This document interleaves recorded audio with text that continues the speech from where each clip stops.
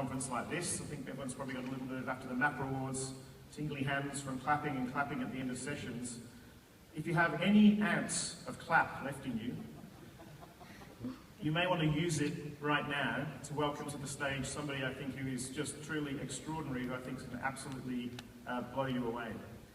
She's a Year 9 student who took part recently in a coding event that we ran at Microsoft, and she's here to talk to you today about some of her perspectives on technology and the importance of technology to her.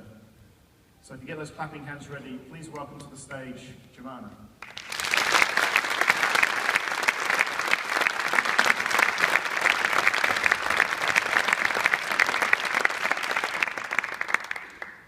The word technology was first used in 1829 by a man who was creating a course, a curriculum of sorts. And he called this collation of arts, craft, and industry technology. So how do we exactly define this thing that we're all so infatuated by? Good afternoon, everyone. My name is Jumana, and I'm a Year 9 student from Sydney, and I have the pleasure of talking to you all today about technology and the role it plays in our lives. Now, do you know that we all have something in common? Every single one of us in this room shares something with the other. What do you think that is? Nope. It's this. This small piece of technological genius that has made our world simultaneously smaller and bigger by reducing huge distances to merely a few phone digits and expanding its borders out to the physical and into the realm of cyberspace. But that's so 1999, right? Well then, let's look at now. The Miko headphones, developed by Neuroware, detects your brainwaves and picks a song for you based on your mood. Microsoft has created the HoloLens, a holographic computer that has allowed us to bring the cyber world to life. How crazy is that? When did any of us ever imagine that we'd be able to see these things in our lifetime, let alone use them?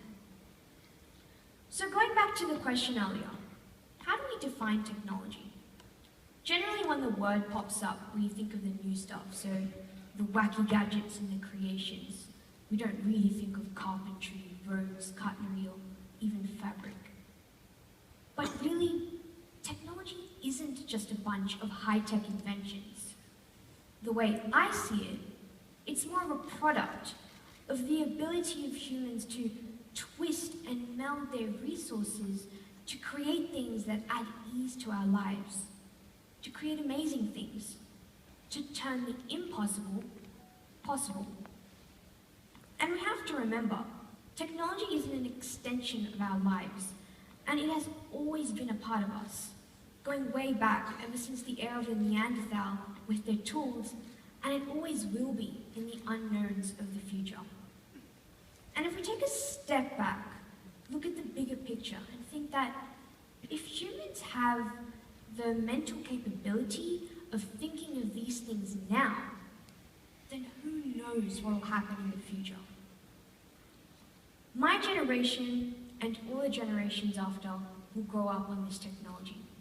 It already has become such an integral part of our lives, and it's the basis of everything from education, entertainment, communications, sport, and really the list goes on.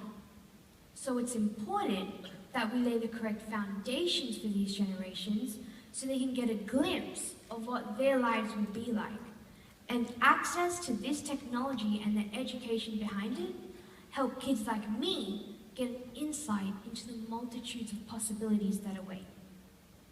Now, technology is suddenly becoming very vital, especially when it is so easily able to mold into our lives and we start to rely more heavily on it, but also in this uproar of social media, where websites like Facebook and Twitter have started to become the preferred means of communications. And technology will be the building blocks of the future. It will allow us to think differently and to create things that are mind-boggling now. Technology has changed lives, and it will continue to. Technology has changed the world, and it will continue to. And technology will aid us in solving the world's biggest problems so that we can collectively contribute and progress forward to the betterment of humanity.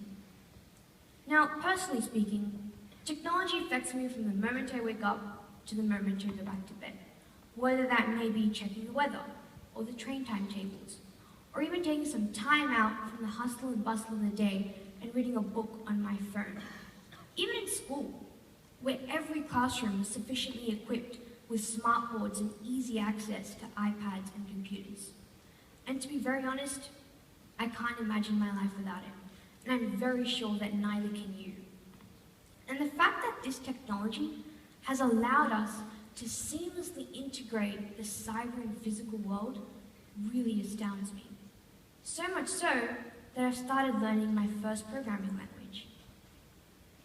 Now, technology and education are giving kids, me, the opportunity to be in the driver's seat and start imagining new ways of doing things and approaching problems. And that means we now have the opportunity to make a difference. Thank you.